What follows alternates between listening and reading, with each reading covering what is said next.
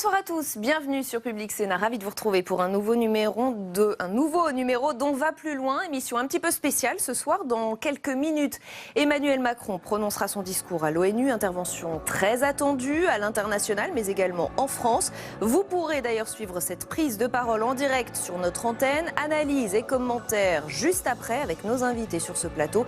Nous reviendrons également sur l'intervention de Donald Trump à l'ONU cet après-midi. Le match des idées, il oppose ce soir Louis-Georges Tin, président du CRAN, Conseil représentatif des associations noires, à François Dorcival, éditorialiste. Nous débattrons ensemble de la requête de l'association antiraciste. Le CRAN veut déboulonner les statuts de Colbert, ministre de Louis XIV, mais aussi auteur du Code noir réglementant l'esclavage. La France doit-elle balayer devant sa porte après les violences de Charlottesville aux États-Unis? Faut-il effacer alors toutes les traces gênantes de notre histoire? Ne manquez pas de réagir sur Twitter avec le hashtag OVPL. Enfin, l'entretien du jour, nous recevons Jean-Éric Brana, spécialiste des États-Unis. Nous reviendrons ensemble sur la sortie du livre d'Hillary Clinton, demain en version française. Ça s'est passé comme ça. La prétendante malheureuse à la Maison-Blanche nous donne sa version des faits et règle quelque peu ses comptes. Vous verrez cela dans un instant. Mais d'abord, ce discours très attendu d'Emmanuel Macron à l'Assemblée générale de l'ONU, une première pour le président français. 4 mois presque jour pour jour après son élection, il s'apprête à porter la voix de la France devant les yeux du monde entier.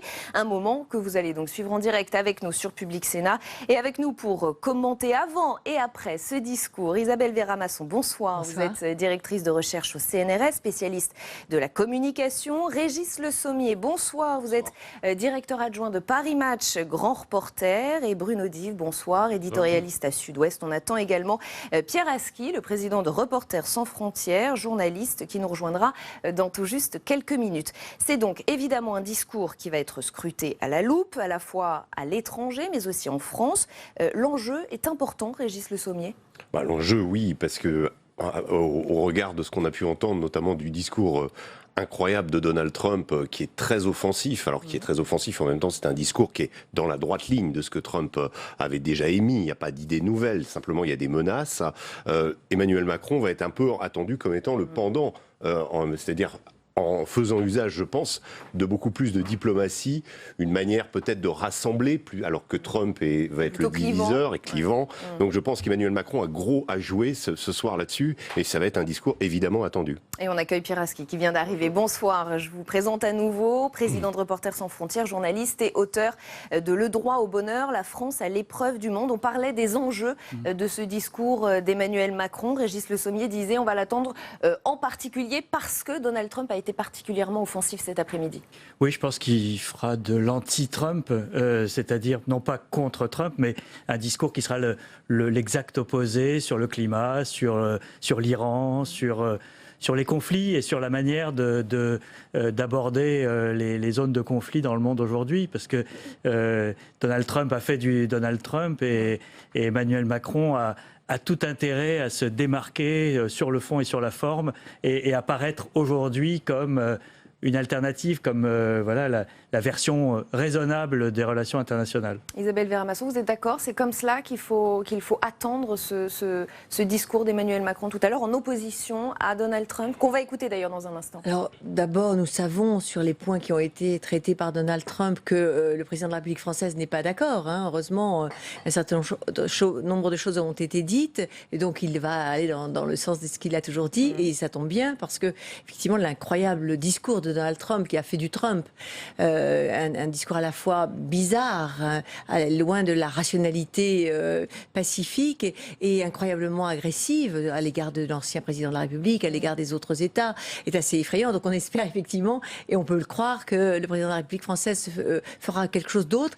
Et puis, il y a pour Emmanuel Macron un autre enjeu, qui est tout à fait... D'abord, c'est la première fois qu'il va parler devant l'ONU, et puis le départ de la Grande-Bretagne, probable, le Brexit, fait l'attitude assez modérée et assez en retrait d'Angela Merkel, fait que la France, tout d'un coup, a peut-être la possibilité, enfin tout d'un coup j'exagère, mais la possibilité de retrouver la place un peu gaulienne ou gaulliste qu'elle a eue pendant longtemps, de leader d'un monde modéré, plus libéral, plus raisonnable, et c'est aujourd'hui qu'il peut se présenter comme cela. Donc il y a pas mal d'enjeux et politiques et de communication, c'est-à-dire finalement la même chose. Souvent. Bruno Di, vous êtes d'accord? Vous aussi, vous avez été surpris par ce discours de Donald Trump? Je crois qu'on n'est plus surpris par Donald Trump. Il a fait du Trump. Ce qui serait surprenant, c'est qu'il arrête de nous surprendre et qu'il vienne modéré et un tantinet raisonnable. Donc on attend d'être surpris par Emmanuel Macron. On peut être surpris par quand même le fait qu'il tienne ce discours aussi virulent dans cette enceinte. Ça, en effet, c'est surprenant. Pour Macron, Emmanuel Macron, je crois que l'enjeu, il a été parfaitement résumé par nos interlocuteurs. Il y a aussi un enjeu, je pense, de politique intérieure. Bien sûr. Même si les Français attachent peu d'importance, on le dit toujours, à la politique étrangère, bon, il s'agit pour lui de confirmer ce pourquoi il a pour l'instant été le mieux jugé, c'est-à-dire la politique étrangère, son action diplomatique. On se souvient de la séquence plutôt réussie du mois de mai et juin, notamment avec Donald Trump, avec Vladimir Poutine aussi.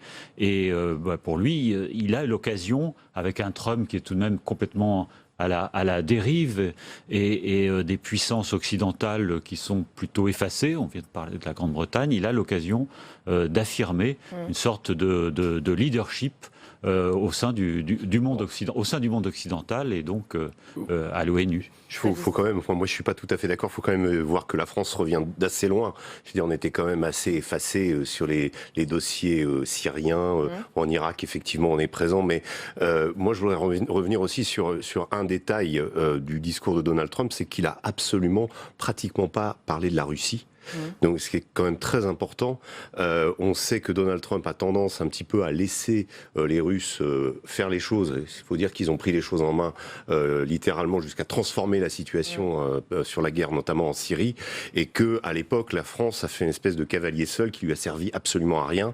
Et je crois que Emmanuel Macron aujourd'hui fait beaucoup d'efforts pour essayer de revenir, de faire que la France repèse dans les décisions, alors qu'elle a complètement disparu. Aujourd'hui, le processus de paix d'Astana et le processus de paix qui a réussi à faire réduire la violence en Syrie. C'est pas les pourparlers de Genève, c'est pas l'intervention de la France, qu'elle a été à l'époque sous Laurent Fabius ou sous Jean-Marc Ayrault, qui a amené quoi que ce soit de réalisation sur le terrain en Syrie. Aujourd'hui, il y a un état de fait où la Russie, effectivement, a changé la carte, elle a changé la donne. Aujourd'hui, l'État islamique est quasiment fini. Enfin, il reste encore une grosse partie dans l'est du pays, mais la guerre semble aller dans un sens qui va dans le sens qui est souhaité par la stratégie russe. Et on voit que Trump n'égratigne pas les Russes parce qu'il est parfaitement conscient de ça. Il est parfaitement conscient qu'il y a d'autres partenaires. Alors, c'est vrai que aller sur la Corée du Nord, c'est la gloriole habituelle de Trump. C'est aussi une façon... Kim Jong-un, de son côté, adore ça. Joue au même jeu. C'est des personnages qui sont opposés et qui vont faire des effets de rhétorique. Il y a également la question du Venezuela, on ne l'a pas abordé. Il y a la question de Cuba aussi. En fait, Trump mélange un désir d'isolationnisme, parce que son credo, c'est America's First, et puis aussi de dire l'Amérique restait plus fort. Oui. Voilà. Alors justement, on va l'écouter parce que Emmanuel Macron, dans l'après-midi, a plutôt insisté sur les questions environnementales, accentuant même un peu la pression sur Donald Trump. Et alors qu'on attendait qu'Emmanuel Trump lui réponde lors de son discours à l'ONU, qu'il aborde au moins un tout petit peu cette question du climat, pas du tout. Il a absolument fait aucune allusion au dérèglement climatique. En revanche, il a parlé effectivement souveraineté, indépendance et l'Amérique d'abord. Notre succès dépend de la coalition des nations fortes et indépendantes qui embrassent leur souveraineté pour promouvoir la sécurité, la prospérité et la paix pour eux-mêmes et pour le monde. Non, vous dites... Voilà un Donald Trump offensif aussi, vous l'avez dit, sur la Corée du Nord. On va l'écouter, c'est presque une déclaration de guerre. Oui. C'est un scandale que d'autres États puissent non seulement faire du commerce avec un tel régime, mais également armer, approvisionner et soutenir financièrement un tel pays qui met le monde en péril avec un conflit nucléaire. Les États-Unis ont une grande force et une grande patience, mais s'ils sont forcés de se défendre ou de défendre leurs alliés, nous n'aurons pas d'autre choix que de détruire totalement la Corée du Nord. Il faut détruire totalement la Corée du Nord si elle ne fléchit pas. Les mots sont extrêmement forts. Je vois qu'ils vous inspirent en plateau puisque vous en parlez même. Isabelle Verhamas. Oui, évidemment, les mots sont incroyables. Ce ne serait pas Donald Trump avec son excès langagier ou verbal, je ne sais pas comment Qui ne dire. surprend plus. Qui ne surprend plus et qui en même temps fait peur, parce qu'on est toujours un peu partagé. On se dit, oh oui, il parle toujours comme ça. Mais enfin, il a quand même envoyé des bombes il n'y a pas si longtemps, de taille assez conséquente. Donc il y a quelque chose d'assez effrayant, d'un peu gênant. Et en même temps, il faut se rappeler que nous sommes dans la dissuasion nucléaire. C'est-à-dire le principe de la dissuasion, c'est qu'il faut à la fois parler très fort, puisqu'il faut dissuader, pour ne pas agir. Donc le principe, Vous voulez dire que c'est du bluff? c'est le principe de la dissuasion nucléaire. S'il y a vraiment un domaine dans lequel la communication politique, alors pour le coup, est performative, c'est-à-dire communiquer, c'est agir, c'est la dissuasion nucléaire, puisque le principe, c'est je parle, je fais des remontades, je menace, je montre mes armes. Hein, je montre mes muscles. Je montre mes muscles pour ne pas avoir à agir. Donc là, on va très très loin et on ne peut quand même pas s'empêcher de se dire qu'il y a quand même eu déjà des utilisations de la bombe. On en parlait, Hiroshima, Nagasaki. Donc c'est possible quand même. Et puis, l'irrationalité des hommes en présence, évidemment, fait peur. Alors, dans un cas, on peut imaginer que Trump ne peut peut-être pas décider tout seul. Dans l'autre, on a le sentiment, au contraire, que tout le monde va aller dans ce sens-là. Donc, de la communication, de la dissuasion, on retrouve ce schéma que l'on connaît et en même temps quelque chose de nouveau qui fait un peu peur. Pierre Aski, ce sont des mots qui font peur? Mais je pense qu'il se trompe de mode de dialogue de non-dialogue avec la Corée du Nord, dans la mesure où Kim Jong-un est ravi de l'agressivité de Donald Trump. Le ciment de la Corée du Nord depuis 1953, on ne parle pas des derniers mois, depuis 1953, c'est l'idée que demain matin, les Américains vont nous attaquer et que la nation doit être mobilisée en permanence. Et que l'arme nucléaire est notre seule manière de survivre. Nous défendre. Et donc, quand Donald Trump dit on va vous détruire, mais c'est du pain béni pour la propagande intérieure nord-coréenne. Donc, et c'est la première fois qu'un président américain rentre dans ce jeu-là, provoqué par la Corée du Nord d'ailleurs. Avec ce type d'expression, il a même repris. À la tribune de l'ONU, il a repris à la tribune de l'ONU le mot qu'il avait employé dans un tweet hier, qui était Rocketman, l'homme fusée, à propos de Kim Jong-un, ce qui est une manière un peu surréaliste de parler de politique étrangère. Là où Donald Trump, et je pense qu'on revient à Emmanuel Macron, a marqué son territoire de manière agressive, c'est la Corée du Nord et c'est l'Iran. Donc deux dossiers qui touchent à la question nucléaire. Et sur l'Iran, il a dit que c'était le pire accord jamais signé par les États-Unis. Et Emmanuel Macron, hier, il a rencontré en tête-à-tête d'abord le président américain, puis le président iranien. Et là, on retrouve une France qui est dans son rôle habituel d'être le pont entre les puissances rivales ou ennemies. Et surtout, ça permet à la France d'être dans la légalité internationale, parce qu'aujourd'hui, les États-Unis sont les seuls à réclamer l'abolition avec Israël, mais qui n'est pas partie prenante du traité, à réclamer l'abolition de ce traité. Les autres signataires, c'est-à-dire aussi bien les Européens, les Russes ou les Chinois, sont attachés à la préservation de ce traité. Et pendant que vous parlez, Pierre Aski, on voit ces images de rencontres hier avec Hassan Rouhani et juste avant avec Donald Trump, effectivement. Et donc là, on a effectivement quelque chose on va avoir une séquence à la tribune des Nations Unies avec deux discours qui sont le calque inversé. C'est vrai que je suis d'accord avec ce qui vient d'être dit tout à l'heure sur les deux dirigeants irrationnels. Moi, il me semble qu'il y en a un qui est plus rationnel que l'autre, et malheureusement, ou heureusement, peut-être c'est Kim Jong-un, parce qu'il sait très bien ce qu'il veut. Autant qu'on puisse le comprendre, c'est sa menace, sa stratégie, c'est d'être enfin reconnu d'abord comme puissance nucléaire et comme État à part entière, ce qui n'est pas le cas de la Corée du Nord, qui, vous savez, ne siège pas à l'ONU. Donc c'est ça qu'il recherche. Il cherche une sorte de respectabilité. Donc il sait où il va. C'est très dangereux, on est d'accord. C'est une abominable dictature, mais on peut considérer que c'est où il y a Donald Trump. Moi, franchement, je démissionne. Je suis incapable d'analyser. Je veux bien essayer d'analyser. Il vous déstabilise plus que Kim Jong-un. Je pense que ça relève de la psychiatrie. On ne sait pas du tout ce qu'il cherche. Heureusement, comme vous l'avez dit, il est entouré. C'est un président. C'est dans une démocratie. Il a moins de pouvoir qu'un président français, d'ailleurs. Il est entouré de beaucoup de généraux. Il est entouré de beaucoup de généraux, donc de gens raisonnables et qui savent jusqu'où ne pas aller. Paradoxalement. Mais moi, je veux bien essayer d'analyser le discours d'Emmanuel Macron, mais celui de Donald Trump, je crois que c'est vrai que Avant de vous laisser hors de poursuivre, portée. je le dis pour nos téléspectateurs, on voit à l'image Ellen Johnson, qui est la présidente du Libéria et qui est la personne qui parle juste avant Emmanuel Macron. Donc le président français devrait prendre la parole dans les minutes qui viennent. On le suivra en direct sur Public Sénat. Régis Le Sommier, vous vouliez réagir? Non, je voulais réagir effectivement sur l'Iran, parce que là, il y a eu une attaque de la part de Trump. On s'en doutait, on savait qu'il y aurait le top 5 des pays nuisibles pour lui, avec donc en premier lieu la Corée du Nord, l'Iran, la Syrie, le Cuba et le Venezuela. En gros, il les a à peu près tous désignés. Non, sur l'Iran, la question, il a parlé de pays appauvris qui exportent sa violence. C'est quand même assez hallucinant, parce que dans les 10 plus gros exportateurs d'armes, par exemple, au monde, vous n'avez pas l'Iran. Vous avez par contre les États-Unis en tête, et vous avez un budget militaire des États-Unis, pour donner une ordre de grandeur, qui est à peu près égal à la moitié du budget de la totalité des budgets militaires de la planète. Donc il est dans le mensonge et la caricature? Il est, si vous voulez, le premier fournisseur d'armes au monde, c'est les États-Unis. Oui, mais il parle de l'exportation de la violence par l'Iran, on parle aussi bien sûr, via le Hezbollah, tout à fait. Mais il a beaucoup parlé de terrorisme. Mais on parle de, mélangeant, comme il l'avait fait à Riyad, mélangeant les djihadistes avec l'Iran, etc., les sunnites et mais parce chiites. qu'il joue sur la menace et la peur, et ça, il le fait depuis le début. Il l'a même fait pendant sa campagne. Il s'aligne depuis des mois maintenant sur un discours qui est à la fois celui de l'Arabie Saoudite et celui de Benjamin Netanyahou en Israël, et qui est effectivement de faire de l'Iran le responsable de tous les maux. Oui, alors que son prédécesseur, et ce que fera Macron, c'est justement par ce deal iranien d'essayer de faire revenir l'Iran dans la communauté des nations pour passer justement ce côté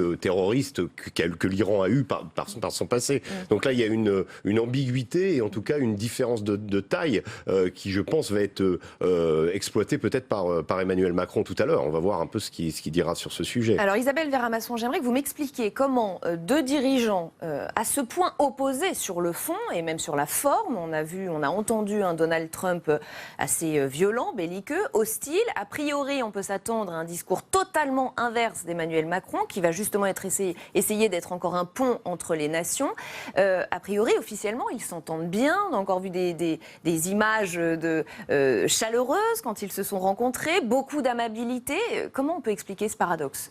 C'est de l'image, c'est de la com, ou c'est réel? Est-ce qu'il y a une vraie entente entre ces deux dirigeants, malgré tout? Alors, je voulais réagir tout à l'heure quand je voyais des images de Emmanuel Macron avec le président iranien et ensuite avec Donald Trump, pour montrer qu'il y avait de la part d'Emmanuel Macron la volonté d'avoir pratiquement le même corps, la même attitude, le même sourire, quels que soient ses interlocuteurs. Donc c'était une certaine d'habileté qui peut dire quelque chose. Aussi sur le fond, c'est toujours difficile de faire la part. En ce qui concerne les relations entre Emmanuel Macron et Donald Trump, il me semble il a un double jeu, qui n'est pas un double jeu de traîtrise, mais il contrebalance ses désaccords politiques avec de nombreux signes d'amitié personnelle, comme si il signifiait d'accord, nous ne sommes pas d'accord, certes nous ne sommes pas d'accord sur le fond, mais la capacité que j'ai à traiter en humain, homme à homme, il y a beaucoup de virilité, tous ces espèces de mains qui se serrent, de corps qui se frappent, 28 de secondes, femmes une qu'on poignée échange, voilà, de superbes femmes qu'on échange comme des trophées, etc. Il y a quelque chose de viril, etc. Donc nous, entre mecs, on s'entend quels que soient nos désaccords. Donc il y a, me semble-t-il, deux champs. Et du coup, je peux lui parler, je peux même le convaincre. Pour l'instant, il n'a toujours pas convaincu, me semble-t-il. Mais il y a cette idée très forte que grâce à cette amitié, grâce à cette capacité qu'a Macron d'avoir du charme, du charisme, de s'adresser aux hommes entre hommes, il va pouvoir les faire changer. Mais est-ce que subtilement, il est en train d'ouvrir une nouvelle ère de la diplomatie française? Semble dire. Il y a de réels points de convergence entre Trump et Macron. Je pense que, par exemple, l'admiration que Macron prête au défilé, parce que visiblement, c'est aussi une chose qu'il partage avec Kim, avec la Corée du Nord. Il a été très impressionné par le défilé du 14 juillet à Paris. Il applaudissait à chaque fois, et il veut, il a dit, il en veut un à Washington, sur Pennsylvania Avenue, y compris avec des il veut qu'il soit mieux que celui de Paris. Voilà, donc le défilé va être... Et une chose, je rajouterais à propos de Trump et de Macron, quand Trump était à Paris, il n'a pas arrêté de poser des questions à Macron sur Napoléon. c'est-à-dire sur comment Napoléon a façonné Paris. Et évidemment, Macron, qui s'y connaît un petit peu en histoire, lui a expliqué beaucoup de choses, les Invalides, le tombeau, etc., etc. Donc il y a une dimension historique et une dimension militaire. Qui fascine et qui charme Donald Trump. Il l'a encore répété hier, je vais vous laisser réagir. Je voudrais qu'on écoute Donald Trump qui a eu des mots très forts au sujet de ce 14 juillet, qu'il a visiblement beaucoup marqué. J'étais votre invité à la fête nationale française et c'était un des plus beaux défilés que j'ai jamais vus. Ça a duré 2 heures, c'était militaire et je pense que c'est une chose formidable pour la France et pour l'esprit de la France. Grâce à ce que j'ai vu, on pourrait faire quelque chose comme ça le 4 juillet pour notre fête nationale à Washington, en bas de Pennsylvania Avenue. Il est comme un enfant, là, Oui, Donald Trump. oui, tout à fait. Mais je pense qu'il y a, pour revenir à votre question sur pourquoi finalement ces deux hommes s'entendent, c'est que je pense qu'Emmanuel Macron a fait un double calcul. Le premier, c'est que on lui a bien expliqué, et c'est notamment le travail de Gérard Haraud, qui est l'ambassadeur de France à Washington, que de prendre Donald Trump de front en opposition ne sert à rien. Parce que ça ne marche pas comme ça. On ne fait pas changer d'avis Donald Trump par la confrontation verbale. Et la deuxième, c'est qu'aujourd'hui, vous prenez les 3 grands pays européens, la Grande-Bretagne, l'Allemagne et la France. La Grande-Bretagne est out par le Brexit. L'Allemagne est non seulement en période électorale, mais Angela Merkel s'entend très mal avec Donald Trump. Il y a aujourd'hui une opportunité pour la France d'être l'interlocuteur des États-Unis. Ça a quelques avantages, et en particulier pour un président qui débarque comme Emmanuel Macron et qui s'est imposé par ce biais-là d'une manière extrêmement rapide sur la scène internationale. Alors moi je veux bien, ça fait de belles images, de beaux échanges, mais est-ce que concrètement c'est utile? Est-ce que ça sert vraiment à quelque chose, Bruno Dive? Parce qu'a priori sur l'accord de Paris, j'ai pas vu de geste de Donald Trump pour le moment. Je crois qu'il y a l'idée avec tous les présidents qui arrivent au pouvoir, et on en a connu un certain nombre là, depuis une dizaine d'années, de dire que mon prédécesseur s'était brouillé à peu près avec tout le monde et moi je vais me réconcilier avec tout le monde. C'est ce qu'a fait Sarkozy, c'est ce qu'expliquait Sarkozy avec Chirac, Hollande avec Sarkozy, et maintenant c'est un peu le message subliminal de Macron vis-à-vis de Hollande. Mais vous avez raison, il va falloir bientôt le juger au résultat. Bien sûr. Je crois qu'en effet, il y a l'idée d'un rapport de force politique avec les États-Unis, enfin avec Donald Trump, notamment sur cette question du climat, mais aussi sur l'Iran, il y a un certain nombre de désaccords. Et il y a la volonté d'amadouer Donald Trump. Je pense que Emmanuel Macron fait le pari que Trump, finalement, ce qu'on disait tout à l'heure, là, est un peu un enfant et qu'il faut le faire plaisir, il faut le prendre dans le sens du poil. Mais alors, est-ce que c'est pas le sous-estimer un peu? C'est peut-être le sous-estimer, c'est surtout assez... c'est un risque, en tout cas, c'est une politique qui risque de vite trouver ses limites, parce que, sauf à voir Donald Trump se dédire et signer finalement avec son gros stylo les accords de Paris après les avoir rayés d'un trait de plume, on va voir quand même les limites de la politique d'Emmanuel Macron.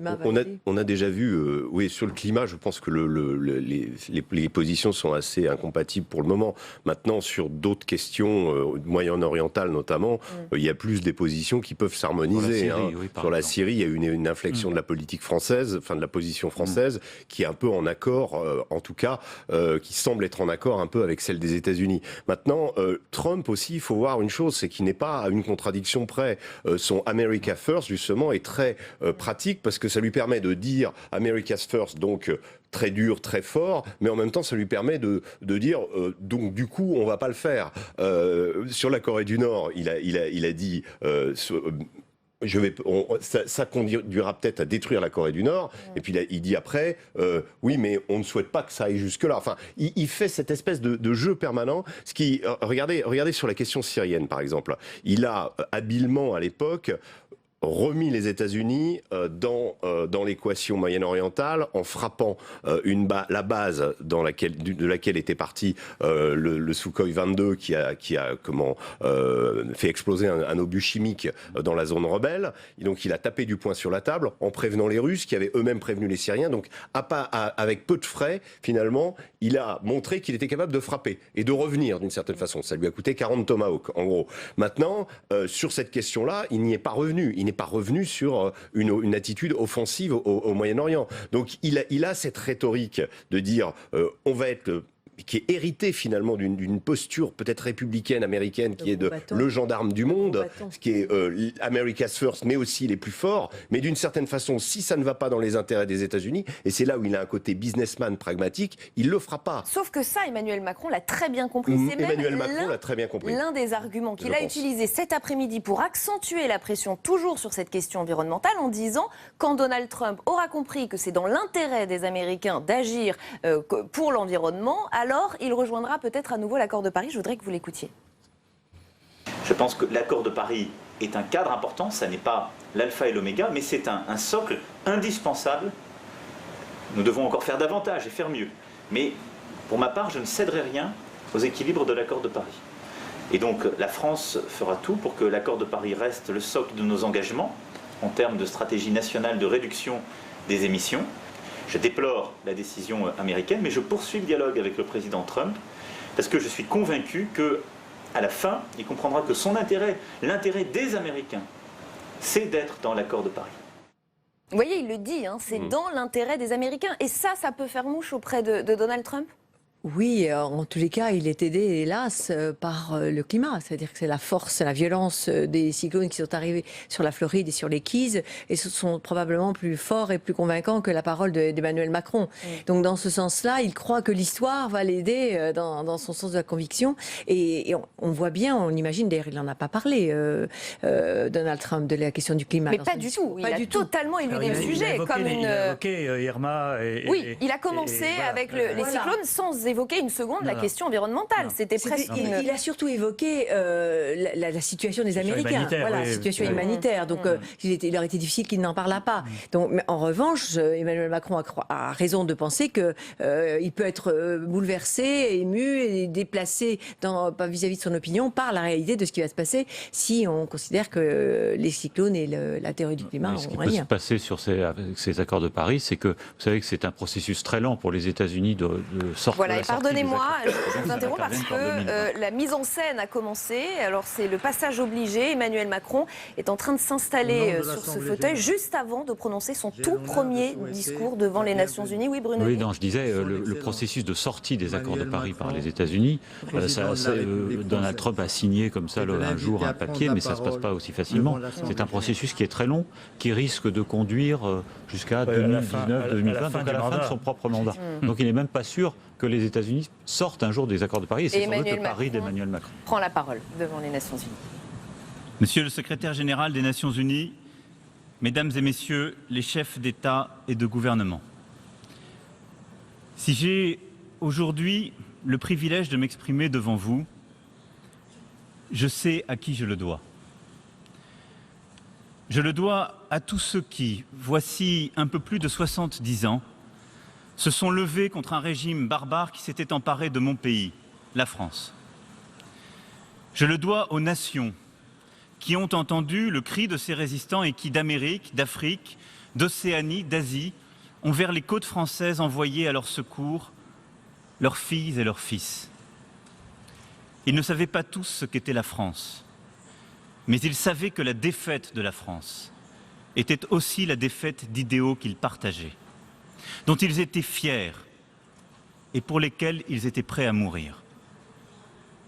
Ils savaient que leur liberté et leurs valeurs dépendaient de la liberté d'autres femmes, d'autres hommes, vivant à des milliers de kilomètres d'eux.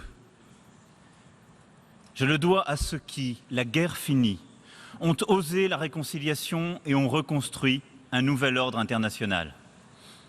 À ceux qui, comme René Cassin, ont compris que les droits de l'homme étaient au cœur de la légitimité internationale. À ceux qui ont jugé les coupables, recueilli les victimes, réparé les fautes. À ceux qui ont voulu croire que les valeurs que cette guerre avait bafouées devaient reprendre leur juste place. Des valeurs de tolérance, de liberté, d'humanité, qui sont fondatrices des Nations Unies. Pas parce que ces valeurs étaient belles, mais parce qu'elles étaient justes et permettaient d'éviter que le pire n'advienne. Si je vous dis tout cela, ce n'est pas simplement pour vous parler d'histoire. Mais lorsque, aujourd'hui, j'entends nombre de nos collègues parler du monde tel qu'il va, ils oublient un peu de cette histoire dont nous venons. et que ce qui nous paraît exotique ou si loin de nous, si loin de nos intérêts immédiats, est peut-être ce qui détermine et déterminera le plus nos vies. Alors, mesdames et messieurs, si mon pays aujourd'hui possède dans l'ordre des nations cette place un peu singulière, cela lui confère une dette à l'égard de tous ceux qu'on a privés de leur voix. Et je sais que le devoir de la France est de parler pour ceux qu'on n'entend pas. Car parler pour eux, c'est aussi parler pour nous, aujourd'hui ou demain. Et en ce jour, ce sont ces voix oubliées que je veux porter. J'ai entendu Bana, citoyenne d'Alep, et c'est sa voix que je veux ici porter. Elle a vécu sous la terreur des bombardements, des polices et des milices. Elle a connu les camps de réfugiés. Le peuple syrien a assez souffert pour que la communauté internationale prenne acte d'un échec collectif et s'interroge sur ses méthodes. Pour établir une paix durable et juste, il y a urgence à nous concentrer sur le règlement politique de la crise par la transition, comme le Conseil de sécurité l'a acté à l'unanimité dans la résolution 2254 de 2015. La France est à l'initiative avec ses partenaires pour soutenir les efforts des Nations Unies et enclencher, enfin, une feuille de route politique inclusive en Syrie. C'est pour cela que je souhaite que nous puissions lancer un groupe de contact avec tous les membres du P5 et l'ensemble des parties prenantes. Aujourd'hui, le format dit d'Astana peut être utile, mais il ne suffit pas. Et ces derniers jours ont mis en lumière bien des difficultés. Alors donnons-nous les moyens réels d'enclencher les négociations, car la solution sera à terme politique et non militaire. C'est notre intérêt à tous, et d'abord, bien entendu, celui des Syriens. Dans ce contexte, j'ai indiqué quelles étaient nos 2 lignes rouges. D'abord, une intransigeance absolue sur l'emploi d'armes chimiques. Les auteurs de l'attaque du 4 avril dernier devront être traduits devant la justice internationale, et cela ne doit plus jamais se produire. Ensuite, l'absolue nécessité d'aménager les accès aux soins de tous et toutes, de permettre les structures médicales de protéger les populations civiles. La France a décidé d'en faire l'une des priorités de sa présidence du Conseil de sécurité le mois prochain. Agir pour la paix en Syrie, c'est agir pour le peuple syrien, mais c'est aussi nous protéger tous contre le terrorisme islamiste. Car en Syrie, en Irak, c'est contre le terrorisme que nous nous battons au premier chef. Nous agissons pour tous ceux qui ont péri dans ces attaques au cours des derniers mois. Car le terrorisme djihadiste a frappé sur tous les continents nos concitoyens, quelle que soit leur religion. Nous devons ainsi tous nous protéger en unissant nos forces et notre sécurité devient la première priorité. C'est le sens des initiatives que la France porte pour lutter contre l'utilisation d'Internet par les terroristes et contre toutes les sources de leur financement. C'est pourquoi j'ai souhaité que nous puissions organiser en 2018 une conférence sur ce combat, durant laquelle je vous appelle toutes et tous à vous engager. Mais c'est aussi le sens de l'action militaire que la France mène au sein de la coalition en Syrie et en Irak, dans le respect du droit international. Ce combat contre le terrorisme, il est militaire, il est diplomatique, mais il est aussi éducatif, culturel, moral. Il passe par notre action au Moyen-Orient, en Afrique, mais aussi en Asie. Et il doit tous et toutes nous réunir. J'ai entendu Ousmane, écolier à Gao, et c'est sa voix que je veux ici porter. Son enfance se passe au Mali dans la hantise des attentats aveugles. Et pourtant, son seul rêve est d'aller à l'école sans risquer la mort. Au Sahel, nous sommes tous et toutes désormais engagés. Nations Unies, pays de la région au sein de la MINUSMA et de la force conjointe du G5, Union européenne et ses États membres. Et je veux ici rendre hommage à tous ces acteurs en rappelant que c'est un effort particulièrement douloureux et cher en vie humaine. Notre défi est aujourd'hui, là aussi, d'éradiquer le terrorisme et pour ce faire de renforcer les capacités nationales pour que les États eux-mêmes prennent en charge leur sécurité. Quels que soient les moyens que nous mettrons, nous ne réussirons pas dans notre mission collective si les pays les plus concernés ne sont pas en mesure d'assumer leurs propres responsabilités. C'est pourquoi j'ai soutenu dès ma prise de fonction le déploiement de la force conjointe du G5 Sahel et j'en appelle ici à votre mobilisation collective. C'est pourquoi aussi je veux m'investir dans le renforcement du soutien aux opérations africaines de paix, car c'est cela l'avenir. Nous devons repenser collectivement l'articulation entre maintien de la paix, organisation régionale et pays hôtes. Et notre capacité à répondre aux aspirations de paix des populations en dépend.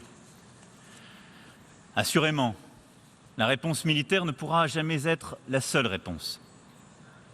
Et je veux ici insister sur la nécessité d'une réponse politique, et je pense bien sûr à la mise en œuvre de l'accord d'Alger et notre politique de développement.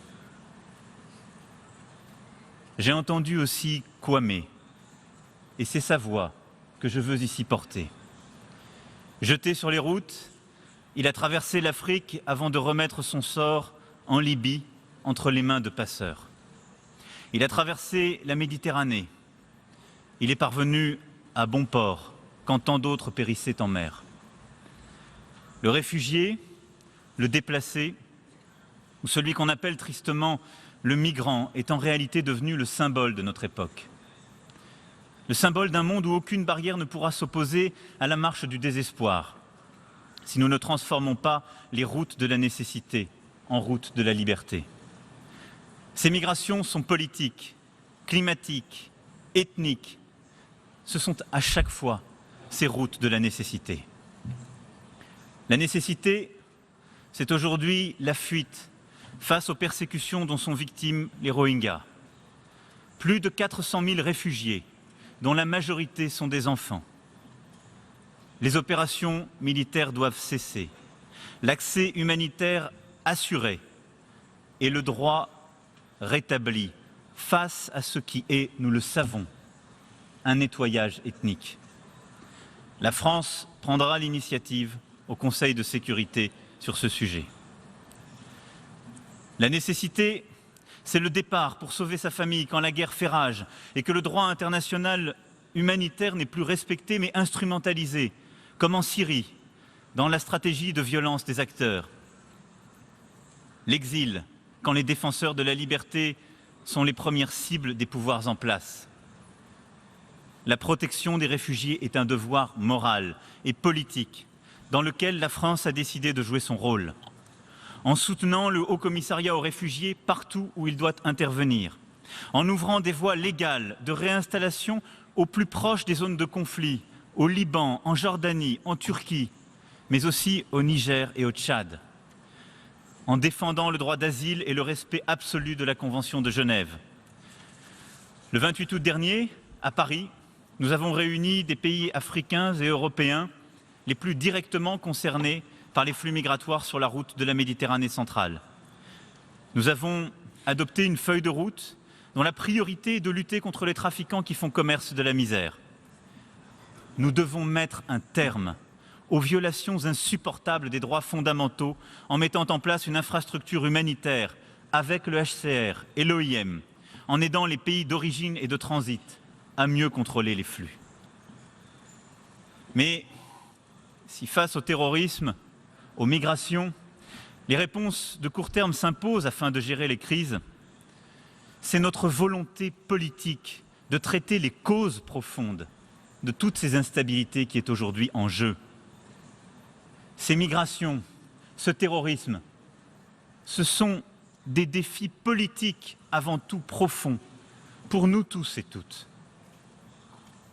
Car ces causes profondes, morales, civilisationnelles, si nous voulons les relever, c'est par une véritable politique de développement que nous pouvons le faire.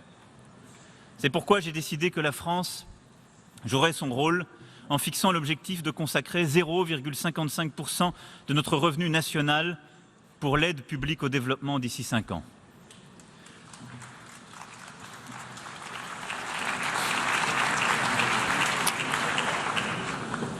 Je vous remercie pour vos applaudissements, mais je veux les tempérer en quelque sorte.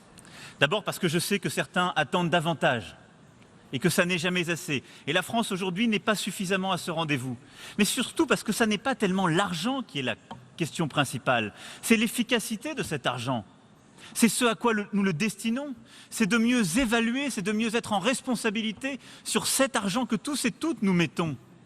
Alors oui, je veux que la France soit au rendez-vous de l'aide publique au développement, mais je veux surtout que cette aide publique au développement fasse l'objet de plus d'innovation, de plus d'intelligence, de méthodes différentes, d'une plus grande responsabilité sur le terrain. C'est cela ce que je veux avec vous.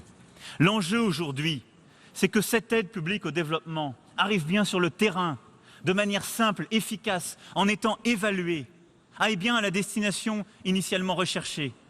C'est cela ce que nous avons voulu faire, par exemple, avec l'Alliance pour le Sahel, que nous avons lancée avec l'Union européenne, la Banque mondiale et le PNUD. Ensuite, c'est d'avoir des priorités claires. La première, c'est d'investir dans l'éducation. Parce que c'est par l'éducation que nous gagnerons cette bataille contre l'obscurantisme, celle qui est aujourd'hui en train de faire basculer des pays, des régions entières, en Afrique comme au Proche et Moyen-Orient. Et j'appelle ici la communauté internationale à être au rendez-vous en février 2018, à Dakar, pour la reconstitution du partenariat mondial pour l'éducation que la France coprésidera avec le Sénégal. C'est une bataille essentielle que nous mènerons là. C'est celle qui consiste précisément à donner la possibilité aux jeunes filles et aux jeunes garçons de ne pas sombrer dans l'obscurantisme, de pouvoir choisir leur avenir, pas celui qui leur sera imposé par nécessité ou celui que nous leur choisirions ici dans cette salle.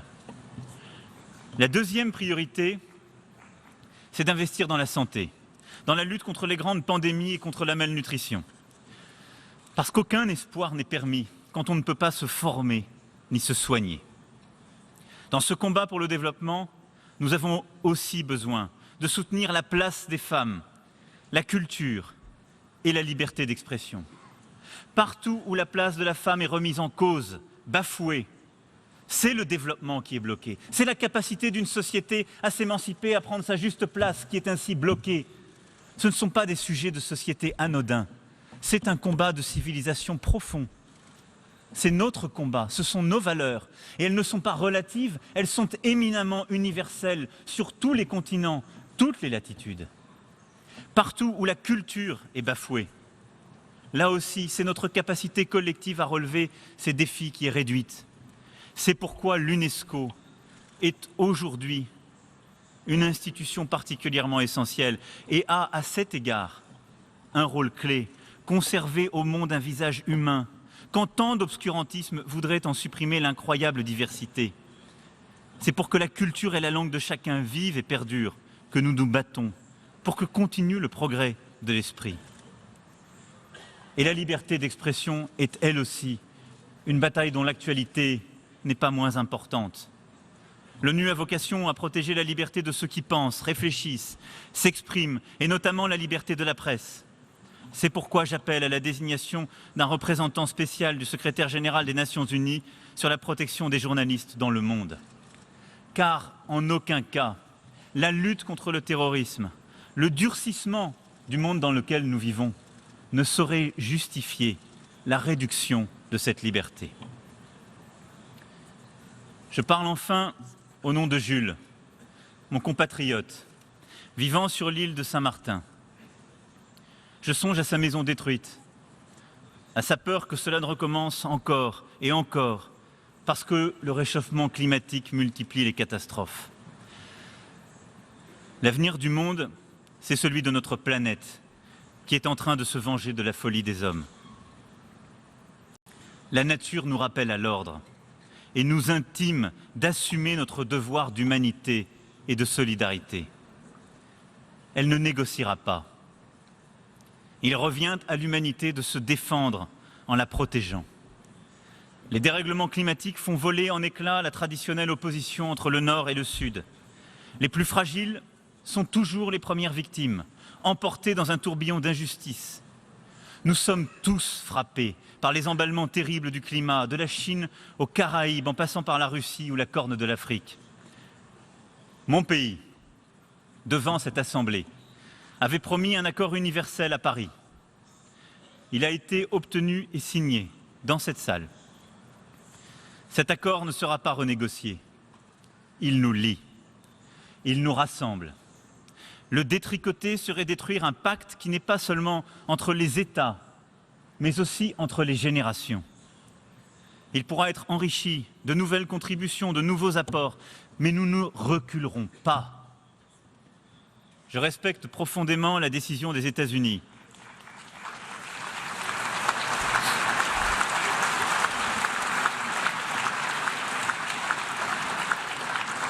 Je respecte profondément la décision des États-Unis et la porte leur sera toujours ouverte. Mais nous continuerons, avec tous les gouvernements, avec les collectivités locales, les villes, les entreprises, les ONG, les citoyens du monde, à mettre en œuvre l'accord de Paris. Nous avons pour nous la force des pionniers, l'endurance, la certitude et l'énergie de ceux qui veulent construire un monde meilleur.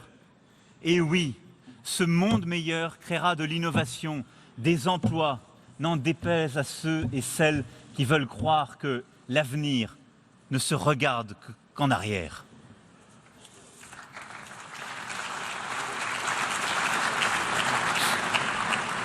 Nous le construirons sans attendre, en mettant en œuvre nos contributions nationales comme la France l'a fait en adoptant son plan climat, qui la place sur le chemin de la neutralité carbone.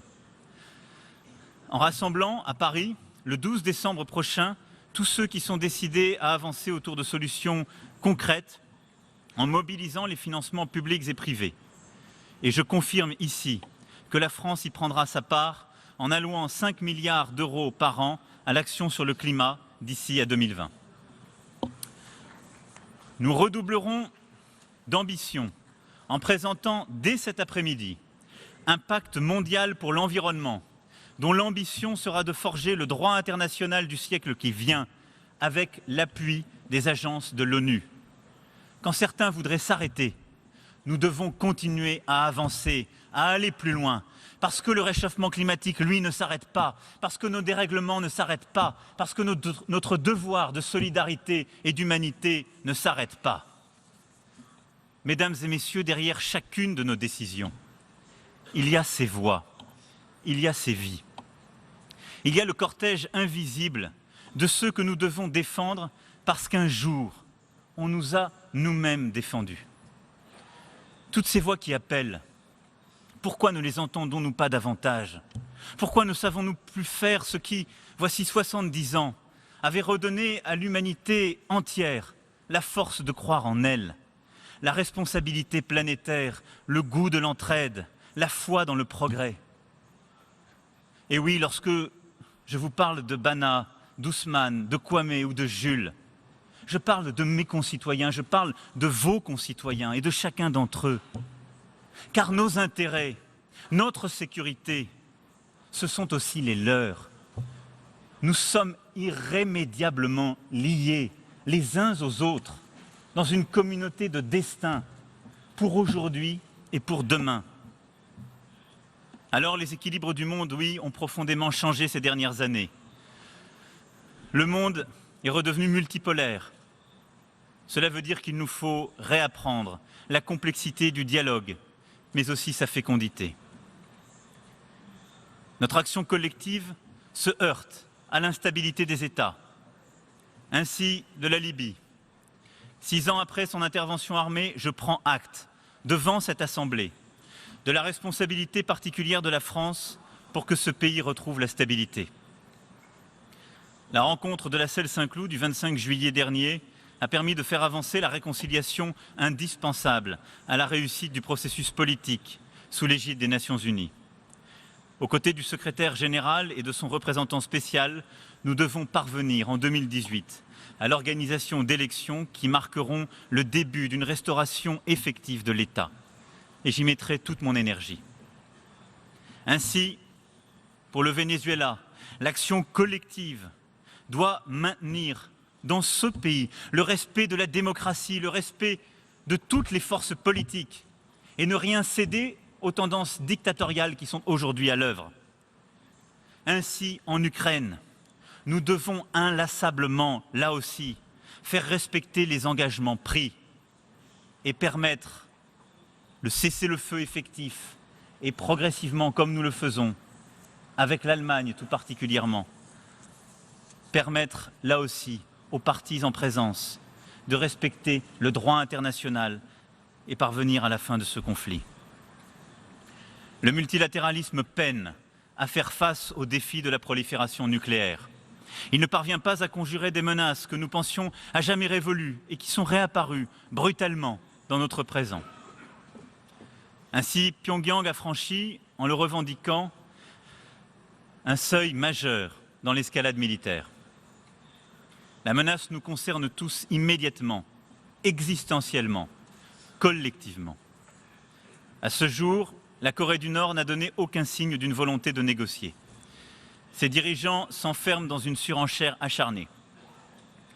Notre responsabilité, avec tous nos partenaires, dont la Chine et la Russie, est de ramener par la fermeté à la table des négociations d'un règlement politique de la crise.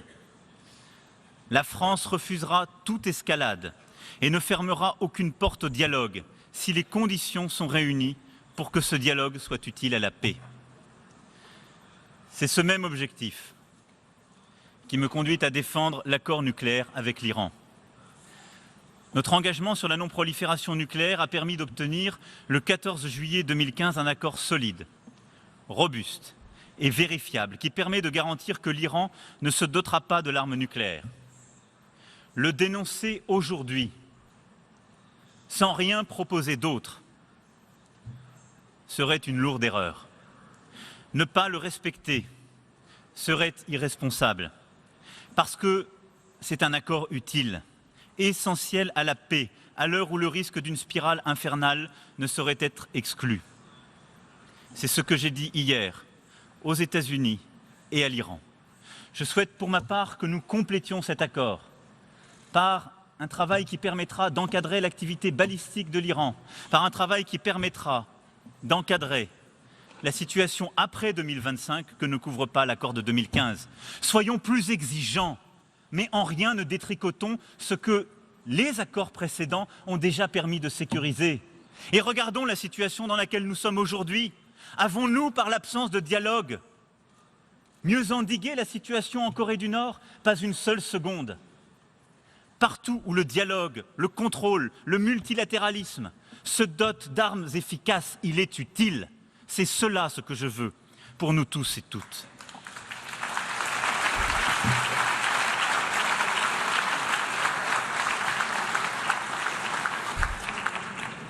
Alors je ne sais si mon lointain successeur aura dans 70 ans le privilège de s'exprimer devant vous. Le multilatéralisme survivra-t-il à la période de doute et de danger que nous connaissons? En vérité, il faudrait que nous nous souvenions de l'état du monde voici 70 ans, brisé par la guerre, stupéfait par les génocides. Et il faudrait que nous retrouvions aujourd'hui l'optimisme, l'ambition, le courage que nous avons opposés à ces raisons de douter, que nous retrouvions foi en ce qui nous unit, c'est-à-dire que nous retrouvions confiance en ces valeurs fondatrices de l'ONU qui sont universelles et qui protègent les individus partout sur la planète et garantissent leur dignité. Mais mesdames et messieurs, pourquoi en sommes-nous arrivés là? Parce que nous avons laissé s'installer que le multilatéralisme était en quelque sorte un sport confortable, un jeu pour diplomates assis, l'instrument des faibles. C'est cela ce qui s'est passé depuis tant et tant d'années. Parce que nous avons laissé croire qu'on était plus crédible et plus fort lorsqu'on agissait de manière unilatérale. C'est faux.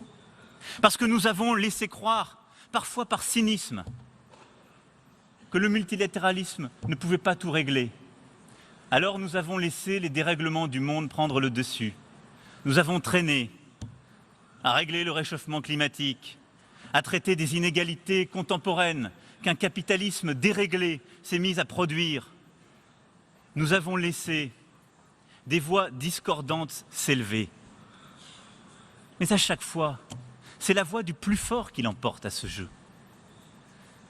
Nous avons, par langueur, par oubli de l'histoire qui nous a fait, nous avons laissé s'installer l'idée qu'on est plus fort hors du multilatéralisme. Mais notre défi contemporain, celui de notre génération, c'est de savoir le refonder. C'est d'expliquer qu'aujourd'hui, dans le monde tel qu'il va, il n'y a rien de plus efficace que le multilatéralisme. Pourquoi ? Parce que tous nos défis sont mondiaux. Le terrorisme, les migrations, le réchauffement climatique, la régulation du numérique, tout cela, nous ne le réglerons qu'à l'échelle de la planète, de manière multilatérale. Et à chaque fois que nous acceptons que ce ne soit pas le multilatéralisme, alors nous laissons la loi du plus fort l'emporter. Parce que oui, mes amis, consacrer notre vision du monde, c'est par le multilatéralisme que nous pourrons le faire. Parce que cette vision est universelle, elle n'est pas régionale. Parce qu'à chaque fois que nous avons cédé à certains qui disaient que la place de la femme, c'était l'affaire de quelques-uns à un certain bout de la planète, mais pas des autres, que l'égalité entre les citoyens, c'était l'affaire d'une civilisation, mais pas d'une autre, nous avons abandonné ce qui nous a rassemblés ici, dans ce lieu, l'universalité de ces valeurs. Et là aussi, nous avons cédé, dans certains pays, à la loi du plus fort. Parce que, à chaque fois que les grandes puissances, assises à la table du Conseil de sécurité, ont cédé à la loi du plus fort, ont cédé à l'unilatéralisme, ont pu dénoncer des accords qu'elles avaient elles-mêmes signés, elles n'ont pas respecté le ciment du multilatéralisme, qui est la règle du droit. C'est cela ce qui nous a fait. C'est cela qui construit la paix dans la durée.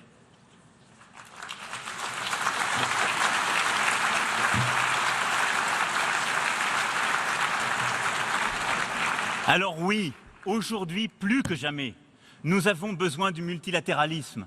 Non pas parce que ce serait un mot confortable, non pas parce que ce serait en quelque sorte un refuge pour gens intelligents, parce que le multilatéralisme, c'est la règle du droit, c'est l'échange entre les peuples, c'est l'égalité de chacune et chacun d'entre nous, c'est ce qui permet de construire la paix et de relever chacun de nos défis. Alors oui, pour ce faire, l'Organisation des Nations Unies a toute légitimité pour agir et préserver les équilibres du monde.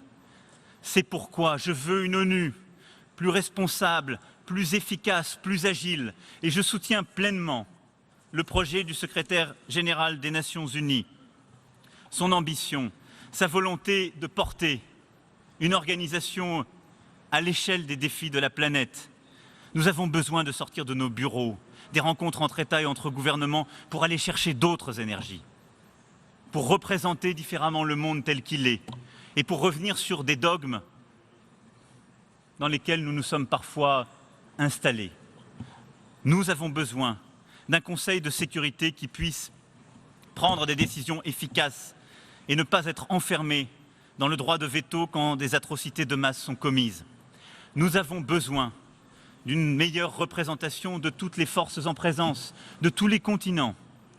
Nous avons besoin d'une articulation dans la gestion des crises avec l'Union européenne, l'Union africaine, les organisations sous-régionales qui sont des acteurs essentiels.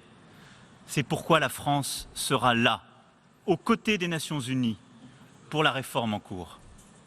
Pour conclure, mesdames et messieurs, je voulais vous dire que les voix oubliées que j'ai voulu porter ce jour ne peuvent résonner que dans une enceinte comme celle-ci.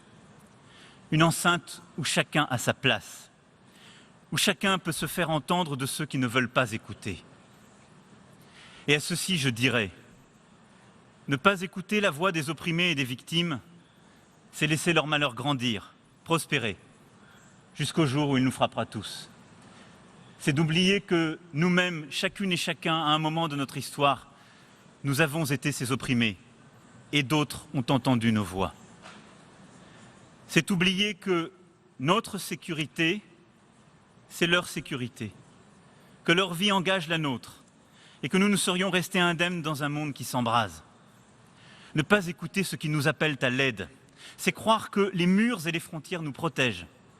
Mais ce ne sont pas les murs qui nous protègent. C'est notre volonté d'agir, c'est notre volonté d'influencer le cours de l'histoire, C'est notre refus d'accepter que l'histoire s'écrive sans nous, pendant que nous nous croyons à l'abri.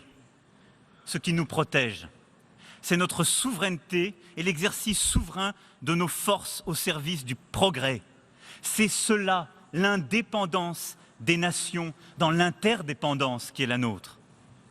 Ne pas écouter ces voix, c'est croire que leur misère n'est pas la nôtre, que nous posséderons pour toujours les biens dont ils ne pourront que rêver. Mais lorsque ce bien, c'est la planète, lorsque ce bien, c'est la paix, la justice, la liberté, pensez-vous que nous puissions en jouir seuls dans un coin? Si nous ne prenons pas la défense de ces biens communs, nous serons tous balayés. Nous laissons s'enflammer des brasiers où demain l'histoire jettera nos propres enfants.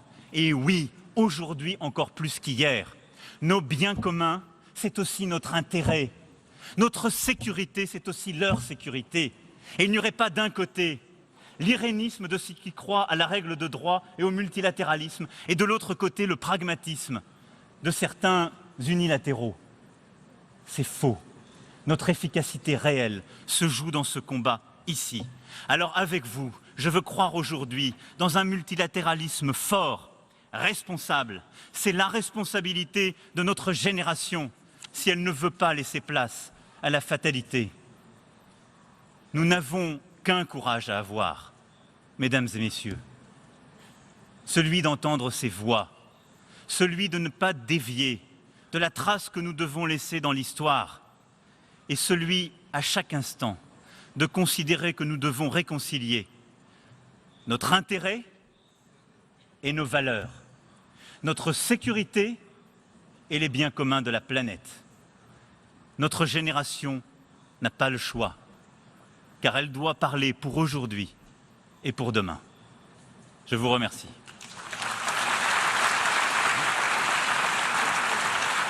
Merci beaucoup.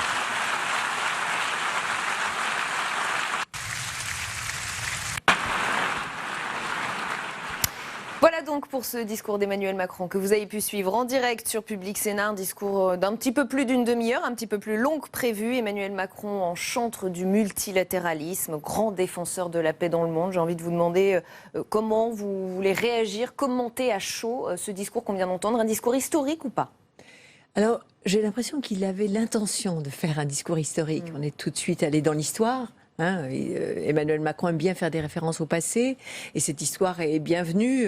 D'abord, nous les Français, nous sommes aussi émus par les références au passé. On se souvient évidemment du grand discours du Dominique de Villepin. La France est un grand pays, etc., dans lequel les références à son histoire, à son passé étaient importantes. D'ailleurs, il est constamment revenu sur une espèce de trame très française de l'universalité, des droits de l'homme, ces revendications un peu générales.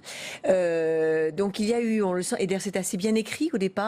On voyait que ça passait de la généralité à l'exemple nominal, puisqu'il donnait il a personnalisé chaque enfant avait un nom qui était bien de son origine jusqu'au français Jules, ou en tous les cas un petit occidental. Donc il y avait quelque chose de bien construit dont on voit bien l'ambition de rester, de s'inscrire dans les esprits. Et puis à un moment donné, et ça c'est le défaut d'Emmanuel Macron, il monte tellement en généralité, comme il dit, il parle de pensée complexe. Moi je trouve qu'il a une pensée assez universitaire, que cette généralité le fait décrocher, me semble-t-il, un peu de ce dont on a envie, c'est-à-dire d'exemples concrets, de solutions, de positionnement. Il l'a fait. Il a parlé des grands sujets, il a parlé on l'avait dit avant qu'il en parle, donc du coup il n'y avait pas de surprise. L'Iran, mais ensuite il est parti climat, dans une envolée lyrique, dans quelque chose de sur le multilatéralisme, merci. D'ailleurs lui aussi il a du mal à le dire, qui est assez abstrait quand même. On voit pas très bien où il veut en venir. En tout cas, j'imagine que les Français qui écoutent ça ne se sentent pas très satisfaits. Dès qu'il décroche de son texte écrit, il part en généralité. Et du coup, je ne pense pas que ce discours sera historique, puisqu'il ne propose pas vraiment de solution, même s'il propose des sommes d'argent assez concrètes et qui s'est fait applaudir, ce qui n'avait pas été le cas d'autres avant lui. Voilà, donc quelque chose d'assez beau. Enfin, mais qui n'entrera pas dans les annales. Qui ne rentrera pas dans les annales, ni par les formules, ni par les propositions, ni par l'originalité des S'il rentre dans les annales, ça sera par opposition à celui de Trump. Alors voilà. Parce il y a que un quand dialogue. même, cet éloge du multilatéralisme qui a occupé toute la dernière partie de son discours, c'est une réponse très nette à Trump qui dit « je vais détruire la Corée du Nord ». D'un côté, vous avez l'America First et la force militaire brutale pour régler un problème. De l'autre côté, vous avez quelqu'un qui vous dit « mais nous sommes indépendants dans l'interdépendance, nous ne pouvons pas être en sécurité derrière des murs, notre sécurité dépend de la sécurité des autres ». Enfin bref, tout un discours certes bien pensant et convenable et raisonnable, mais qui, par contraste, apparaît aujourd'hui comme l'antithèse de ce que nous dit le président de la première puissance mondiale. À peine quelques heures avant lui, d'ailleurs. Juste avant lui, c'est une vraie réponse. Moi, pour rebondir sur ce qui a été dit tout à l'heure, je trouve qu'il y a dans ce discours, finalement, qui place les cadres de l'action de la France, en fait, dans les prochaines années, et ce que souhaite le président Macron, quelque chose de très...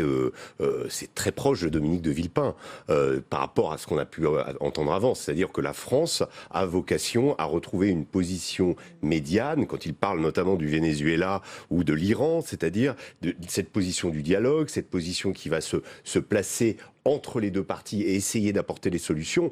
Alors, il y a effectivement le rappel des grands principes, rappel peut-être ad nauseam, puisqu'à la fin, on se dit, bon, il a déjà dit ça, voilà. Mais en tout cas, sur le cadre fixé, moi, je trouve qu'on est revenu dans une position traditionnelle de la France. C'est-à-dire que, vraiment, il a la volonté, la vocation et la France a la vocation, justement, de retrouver cette idée d'une puissance moyenne qui interagirait entre pour trouver des solutions. Alors, c'est un peu ce qu'il propose aussi pour la Syrie. On verra peut-être comment ça se passera, puisqu'il a évoqué l'idée du groupe de contact. Je voudrais d'abord juste, Bruno Dive, peut-être votre réaction. Oui, c'est la première fois, depuis, en effet, je crois, Dominique de Villepin en 2003, qu'on entend un discours d'un responsable politique français haut placé, aussi en désaccord avec les États-Unis. Il y a eu le climat, on en a parlé tout à l'heure de tous ces sujets, le climat, la Corée du Nord, l'Iran. Il y a tout de même une grande fermeté pour défendre, même s'il a fait quelques petites avancées pour renégocier l'accord, mais une grande fermeté tout de même pour défendre l'accord nucléaire avec l'Iran. C'est tout de même un discours qui prend le contre-pied. Le rôle des Nations Unies aussi. Et le rôle des Nations Unies, absolument. Et on ne pensait pas d'ailleurs... C'est un discours qui prend le contre-pied. Sans jamais fermer la porte à personne, y compris aux États-Unis. Toujours très amical. Toujours de dire, oui, il y a toujours une possibilité. Voilà. Il y avait ça, on ne s'attendait pas à ce qu'il s'oppose d'un Villepin, mais la situation n'est pas aussi tendue aussi qu'en 2003 à propos de la... Mais juste avant ce discours, on en parlait, on ne pensait pas qu'il allait s'opposer de manière aussi frontale à Donald Trump. Et d'ailleurs, sur l'accord de Paris, il est très clair, très net, cet accord ne sera pas renégocié. Écoutez cet extrait. Mon pays, devant cette Assemblée, avait promis un accord universel à Paris. Il a été obtenu et signé dans cette salle. Cet accord ne sera pas renégocié. Il nous lie, il nous rassemble. Le détricoter serait détruire un pacte qui n'est pas seulement entre les États, mais aussi entre les générations. Il pourra être enrichi de nouvelles contributions, de nouveaux apports, mais nous ne reculerons pas. Je respecte profondément la décision des États-Unis et la porte leur sera toujours ouverte. Mais nous continuerons avec tous les gouvernements, avec les collectivités locales, les villes, les entreprises, les ONG, les citoyens du monde, à mettre en œuvre l'accord de Paris. C'est tout de même une réponse très directe et très ferme adressée à Donald Trump. Oui, il n'y a pas d'ambiguïté, c'est évident, c'est le point de conflit principal. Je pense que d'abord c'est un accord que Donald Trump, finalement, sur la lancée de son élection, a voulu d'abord satisfaire ses électeurs, donc c'était une manière pour lui c'était un peu symbolique quelque part, puisque l'accord, on l'a expliqué tout à l'heure, ne sera pas mis en place avant 2019. Enfin, on est dans il y aura une période de latence, donc pour Trump, c'était un argument d'une certaine façon facile, qui a embarrasser tout le monde, et c'est aussi une manière pour Emmanuel Macron de reprendre la main là-dessus et de se poser justement comme défenseur du reste de la planète contre les États-Unis un petit peu. Voilà. Il fait référence à l'actualité quand il dit « la nature nous rappelle à l'ordre ». C'est-à-dire qu'il rappelle aussi à l'ordre l'Amérique et Donald Trump. Ça, je crois que c'est important. Il a parlé d'ailleurs des réfugiés climatiques, il a parlé des aspects humains, de tout ce qui est dit. Et puis je voudrais aussi noter qu'il a répondu, on en parlait un petit peu entre nous, au politiquement correct, c'est-à-dire à ces gens qui disent oui, on n'a pas le droit de critiquer ce qui se passe dans d'autres pays à propos des femmes, à propos des droits des femmes, de leur corps, etc. Parce que nous sommes des Occidentaux. Non. Lui revendique le droit de donner des conseils ou en tous les cas de dire ce qui est bien, ce qui est mal en ce qui concerne un certain nombre de droits fondamentaux des hommes et des femmes. Avec une initiative assez forte, des propos assez forts sur la Birmanie, où il parle quand même de nettoyage pour la première ethnique. Fois, de nettoyage ethnique. Oui, voilà, à ma connaissance, c'est la première fois. Et il annonce une initiative de la France. Je ne sais plus s'il envisage de saisir le Conseil de sécurité, mais enfin, en tout cas... Il a dit on en discutera. On va en discuter concernant la au sein de Birmanie. l'ONU. Et puis, chose assez surprenante, vous me direz si vous êtes surpris, il a commencé son discours en parlant de la Syrie. On va l'écouter et je vous fais réagir juste après. La solution sera à terme politique et non militaire. C'est notre intérêt à tous, et d'abord, bien entendu, celui des Syriens. Dans ce contexte, j'ai indiqué quelles étaient nos 2 lignes rouges. D'abord, une intransigeance absolue sur l'emploi d'armes chimiques. Ensuite, l'absolue nécessité d'aménager les accès aux soins de tous et toutes, de permettre les structures médicales de protéger les populations civiles. La France a décidé d'en faire l'une des priorités de sa présidence du Conseil de sécurité le mois prochain. Agir pour la paix en Syrie, c'est agir pour le peuple syrien, mais c'est aussi nous protéger tous contre le terrorisme islamiste. Ça vous a étonné qu'il commence quasiment son discours par le cas syrien ? Non, je pense que c'est presque logique. L'affaire de la Syrie est à la fois une clé géopolitique avec l'implication de la Russie, l'affaire de Daesh et du terrorisme, et la source des réfugiés. Exactement. Donc on a il avait construit son discours sa logique qu'il a déjà expliqué plusieurs fois auparavant, c'est que régler le cas syrien, c'est la clé d'un certain nombre de crises auxquelles nous avons été confrontés ces 2 dernières années, c'est-à-dire le terrorisme et la crise des réfugiés. Là où c'est intéressant, c'est qu'il n'a pas cité Bachar el-Assad, donc il n'y a plus du tout de référence, même qu'il reste ou qu'il ne reste pas, on n'en parle même plus. Il n'existe même plus à ses yeux. Et la deuxième chose, c'est cette idée d'un groupe de contact, donc de remettre de la diplomatie, ce qui n'est pas simple parce que un groupe de contact, ça veut dire les Russes et les Américains, ça veut dire les puissances de la région, et pour l'instant, les conditions sont quand même encore très complexes. Ça reste quand même très très vague, hein, ce qu'il a dit. Effectivement, il ne fait pas référence, mais en attendant, le fait est que sur le terrain, c'est quand même Bachar el-Assad qui est en train de gagner la guerre.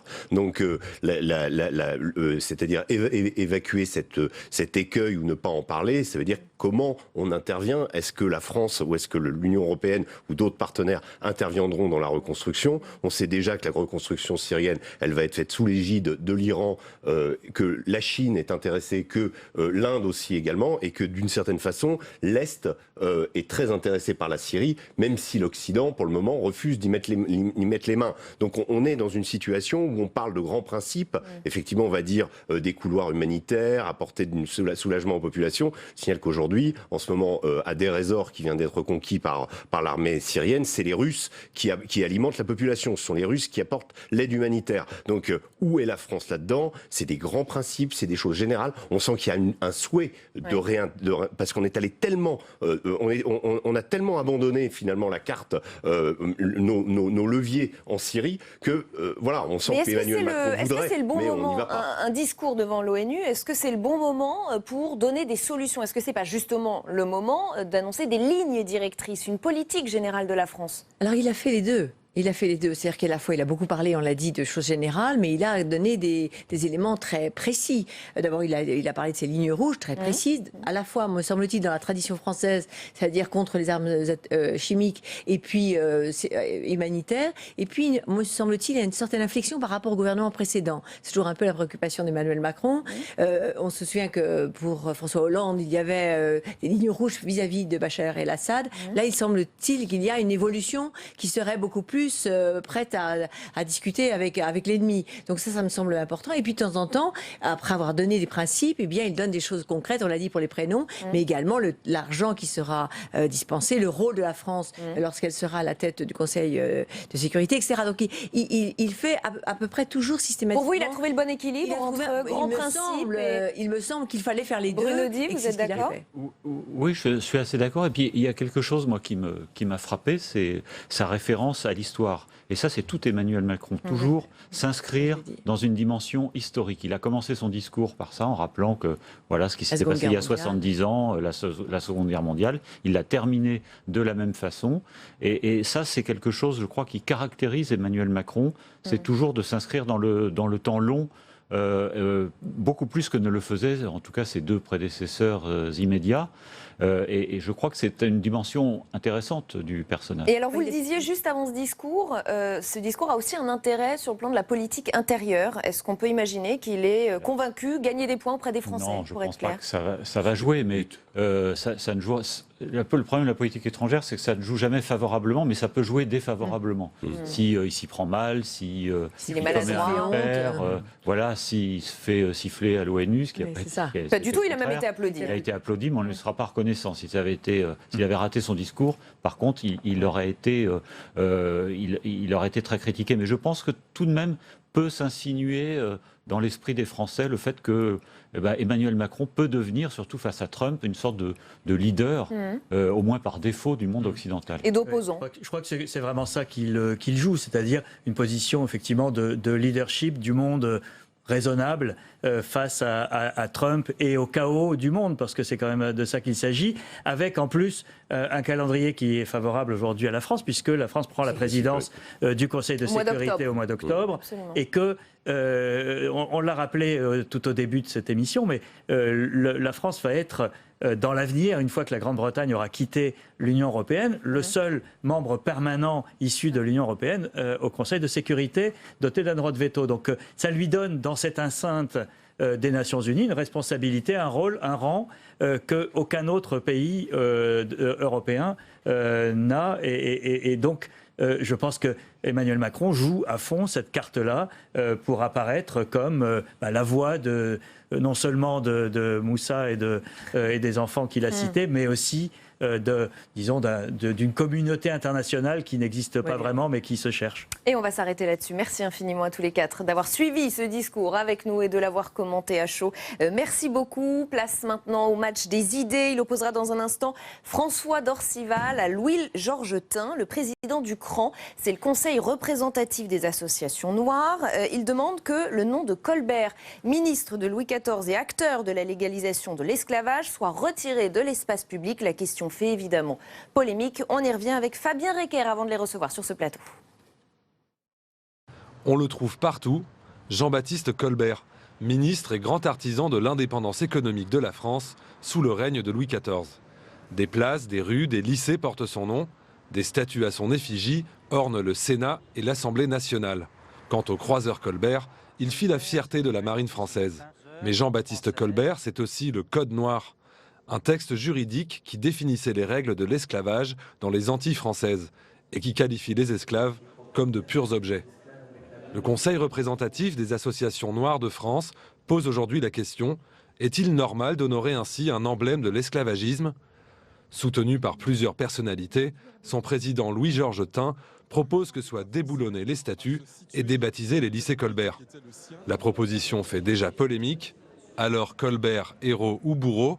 Entre histoire et mémoire, que retenir de nos personnages historiques controversés? L'espace public peut-il encore les accueillir, quitte à revoir certains chapitres de notre roman national? Avec moi sur ce plateau pour ce match des idées, François Dorcival, bonsoir, éditorialiste. Louis Georgetin, bonsoir. Vous êtes donc le président du CRAN, je viens de le dire, le Conseil représentatif des associations noires. Je voudrais que vous nous expliquiez d'abord pourquoi vous lancez cette initiative maintenant. Est-ce que, très clairement, ça fait suite aux violences de Charlottesville aux États-Unis? Alors oui, en partie, mais c'est un débat international qui existe depuis des décennies. Mais il est vrai que j'étais stupéfait de voir un peu les Français dénoncer les néo-nazis qui veulent aux États-Unis garder des statuts esclavagistes, alors qu'en France, nous avons exactement la même situation. Et pendant de longues semaines, on ne disait rien. Est-ce qu'on peut dire exactement la même situation? Est-ce qu'on peut comparer l'histoire des États-Unis avec l'esclavage et l'histoire de la France? Dans les deux cas, vous avez un crime contre l'humanité. Le général Lee, c'est le chef du camp des esclavagistes aux États-Unis. Colbert, c'est celui, rappelons-le, qui a en effet préparé le Code noir, qui est un crime, enfin qui a codifié ce crime contre l'humanité. C'est aussi celui qui a fondé la Compagnie des Indes occidentales de sinistre mémoire. Et c'est pour cela que nous disons, voilà une figure véritablement qui ne peut pas être emblématique des valeurs républicaines. Et donc, elle ne peut pas siéger au fronton de tous ces lycées que nous évoquons. Il est marqué souvent liberté, égalité, fraternité à l'ombre de Colbert, alors que Colbert était l'ennemi de la liberté, l'ennemi de l'égalité, l'ennemi de la fraternité. Donc très concrètement, vous voulez déboulonner les statuts de Colbert et débaptiser les établissements qui exactement. portent... Alors, ce que nous disons, c'est qu'on ne peut pas tout changer en France, évidemment. On ne peut pas non plus ne rien changer comme si le problème ne se posait pas. Donc nous disons, essayons de circonscrire les choses. Donc on ne dit pas toute la colonisation, on dit l'esclavage, on ne dit pas toute l'esclavage, on dit Colbert, on dit les lycées Colbert, parce que là vraiment, il y a un enjeu d'éducation et on ne peut pas éduquer la jeunesse française avec des valeurs esclavagistes. Donc vous voyez que nous avons essayé d'être raisonnables, de prendre le problème d'une manière circonscrite, et c'est cela que nous demandons au ministre de l'Éducation nationale. François Dorcival, qu'en pensez-vous de cette initiative? Alors, je ne suis d'accord que sur un point avec Louis Georgetin, qui est « nous n'avons pas, nous, Français, de leçons à donner à la terre entière, et notamment aux Américains, en ce qui concerne ce qui s'est passé à Charlottesville, d'ailleurs depuis quelques mois, et pas seulement au mois d'août. Donc, ne soyons pas les donneurs de leçons, j'en suis d'accord. Une fois qu'on a dit ça, sommes-nous dans la même situation? Non. Nous ne sommes pas dans la même situation puisque vous vous rappelez que le 10 mai 2001, et c'est devenu une journée particulière dans le calendrier de la République chaque année, le 10 mai 2001, l'Assemblée nationale a assimilé à un crime contre l'humanité la traite et l'esclavage. Mais, de toute façon, l'esclavage lui-même avait été décrété et aboli par la Deuxième République, Victor Schœlcher, qui lui-même se trouve au Panthéon. Donc, nous ne parlons plus d'esclavage en France depuis 1848. Mais, 1848, Colbert, ça date de quand? Ça date de la fin du XVIIe siècle. Le code en question, il a été pratiquement décrété, si je puis dire, quelques mois, si ce n'est un, avant la mort de Colbert, et par son fils qui était sous-secrétaire d'État à la Marine. Pourquoi dis-je cela? Parce que il y a une vertu de mémoire, comme il doit y avoir une vertu d'oubli. Alors revenons maintenant à ce qui est baptisé Colbert. Vous insistez sur les lycées. Moi, je vais prendre un seul exemple. Colbert est quand même celui qui a bâti la Marine nationale. Donc il était naturel qu'un certain nombre de bateaux de la Marine nationale portent le nom de Colbert. Le dernier bâtiment, qui s'appelait le Colbert, était un croiseur. Ce croiseur, il est en cours de démantèlement, mais il a transporté le général de Gaulle.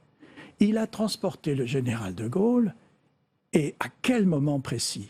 En 1967, quand le général de Gaulle était allé au Canada et à Montréal tout particulièrement, pour dire aux Québécois, vive le Québec libre.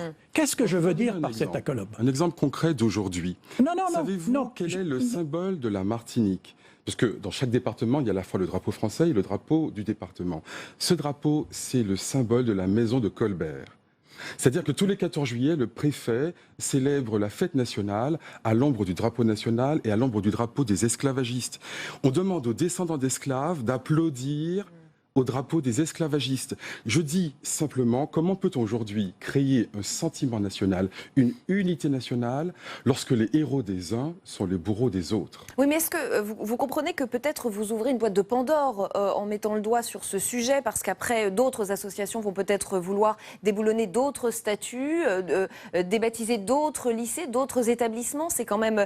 on est en train d'essayer, vous êtes en train d'essayer, d'une, de diviser peut-être les Français, et de deux, de diviser les Français. Ce que je veux vous expliquer, c'est que la division, elle est là depuis l'esclavage. Regardez un peu toutes ces émeutes qui ont lieu aux Antilles, à la Guyane, à la Réunion régulièrement, à la fois pour des raisons sociales, mais aussi pour des raisons qui sont liées à l'histoire coloniale. Donc la division, elle est déjà là. Donc soit nous voulons recréer de l'unité en disant, oui, il faut quand même reconnaître un certain nombre de choses. Mais pourquoi vous dites que la division est déjà là? Mais lorsque, par exemple, vous avez des émeutes dans ces départements, que les gens disent nous sommes traités comme évidemment des moins que rien. N'y a-t-il pas un rapport entre le fait que les esclavagistes soient mis sur un piédestal et le fait que les descendants d'esclaves soient foulés aux pieds, soient symboliquement humiliés? Donc c'est cela qui est ressenti. Et donc, tant qu'on ne va pas prendre cette question à bras-le-corps, nous resterons dans la colère, dans la frustration, et il n'y a pas besoin d'attendre chaque fois qu'il y ait des émeutes dans ces départements. Essayons de régler les choses calmement, tout simplement. Voilà ce que je dis. À Paris, par exemple, il y a quelques années, sous M. Delanoë, on a changé la rue Richepense, elle est devenue la rue du Chevalier-Saint-Jean. Richepense, c'est celui qui avait rétabli l'esclavage en Guadeloupe. Ouais. Eh bien, Paris ne s'est pas abîmé dans les mers pour autant. Donc, vous voyez, c'est des choses simples, c'est des symboles. Ça n'est pas l'essentiel du sujet, il y a des questions sociales, etc. Mais un symbole, c'est un dialogue qui s'instaure. Un geste tendu, oui, mais tout une main ça tendue. Est éminemment politique. Évidemment. Et donc, c'est de l'actualité. Donc, ça n'a pas de référence réelle avec l'histoire. Et moi, pour vous, je suis... mais pas pour les descendants d'esclavagistes. Si, parce que tout dépend de la période où tout cela a lieu. Par exemple, je vous propose de... probablement même l'avez-vous déjà regardé si ce n'est lu, mais le merveilleux essai d'Éric Orsena sur La Fontaine. La Fontaine était le premier adversaire et ennemi de Colbert. Pourquoi ? Parce que Colbert avait mis en prison son copain qui s'appelait Fouquet, le surintendant des finances. Qu'est-ce que vous voulez dire par là ? Ce que je veux dire par là, c'est que La Fontaine a succédé à Colbert à l'Académie française. Et qu'il a prononcé un très beau discours à l'Académie française, dans lequel, évidemment, sur son ennemi, il a dit des mots illustres. Ce que je veux dire, c'est que nous ne sommes pas là pour entretenir les querelles du passé, mais pour, au contraire, réconcilier, c'est-à-dire avoir de la mémoire, mais connaître l'histoire. Vous allez me dire, Napoléon, 1802, il rétablit l'esclavage que la Révolution avait supprimé à cause des émeutes que vous citez il y a un instant. La Révolution, très bien. 1802, il rétablit l'esclavage, mais il le supprime en 1815. Alors, quel est le bon Napoléon ? Alors, c'est pas lui qui le supprime. Hein. C'est quand même pendant les 100 jours que cela se fait. Mais naturellement, ça se fait. Non, il a rétabli l'esclavage et après, il a été éloigné, comme l'on sait. Oui, effectivement, au Congrès de Vienne, on a interdit la traite, pas l'esclavage. Oui, Louis XVIII. Ce que je veux dire, revenons au présent. Non, la question qui est posée, surtout sur les lycées, hein, parce que moi je parle vraiment des lycées et je m'adresse au ministre de l'Éducation nationale. Là, il faut expliquer les choses. Le lycée Colbert de Paris a une section sur son site internet qui explique qui était Colbert. La question de l'esclavage n'est pas mentionnée, ne serait-ce que sur une ligne. Et je dis, on enseigne des choses, on prétend transmettre une information sur l'histoire et on cache l'histoire. Un crime contre l'humanité qui est caché et on dit lycée Colbert, c'est formidable. Et ça touche la communauté noire, ça l'atteint. Et pas seulement, car je crois que beaucoup de Français, quelle que soit leur couleur, sont sensibles à ces valeurs. C'est pour ça que nous parlons de ces valeurs, liberté, égalité, fraternité, c'est l'universalisme. Ceux qui s'y opposent, je crois, ont tort. Et parfois les gens disent, oui, mais à l'époque, tout le monde était d'accord pour l'esclavage. Mais, premièrement, les esclaves n'étaient pas d'accord pour l'esclavage. Deuxièmement, je rappelle à ceux qui l'ignorent que le Code noir n'est qu'un code. Il a été présenté au Parlement de Paris par Colbert, et le Parlement de Paris a dit, ce texte est à la fois contraire au droit français, au droit naturel et au droit divin. Et alors, Colbert et Louis XIV sont passés en force, bien sûr. Mais ça veut dire quoi ? Ça veut dire que les plus hautes autorités juridiques du royaume se sont opposées à cela. Donc ça serait faux et insultant pour nos ancêtres de dire que tous les Français étaient pour l'esclavage à l'époque. C'est faux. Il y a des salauds et des héros à toutes les époques. Et hier comme aujourd'hui, il y avait des gens qui se battaient contre l'esclavage. Il nous reste 30 secondes, François Dorcimal. Mais une minute pour rappeler que si ces lycées sont baptisés Colbert, c'est pour quand même un motif. Pourquoi les a-t-on appelés Colbert, comme il y a... On a débaptisé les rues Pétain, à juste titre. La dernière rue a été débaptisée il n'y a pas très longtemps. Il y avait des rues Pétain dans toute la France, des statues aussi. Il n'y avait pas de lycée qui portait le nom du maréchal. Heureusement, on a débaptisé tout cela, donc je m'en réjouis. Et on n'arrivera pas à vous mettre d'accord ce soir. Non, on n'arrivera pas à nous mettre d'accord, mais je maintiens que si on les a appelés Colbert, c'est sous la Troisième République, avec les livres de Mais il y a une Mallet question Isaac, évidemment de et que temporalité. Merci. Colbert fait partie, en effet, De l'histoire. des héros de notre Merci histoire. infiniment d'avoir été nos opposé à nos invités valeurs ce soir dans républicaines. ce match des idées. C'est la fin d'On va plus loin. Je suis désolée, je suis obligée de vous couper. On se retrouve demain à la même heure sur Public Sénat. Ne manquez pas l'invité politique de Territoire d'Info. C'est François Rebsamen, maire PS de Dijon. En attendant, passez une très belle soirée. Restez au cœur de l'info. Mais vous pouvez continuer, hein, mais hors antenne.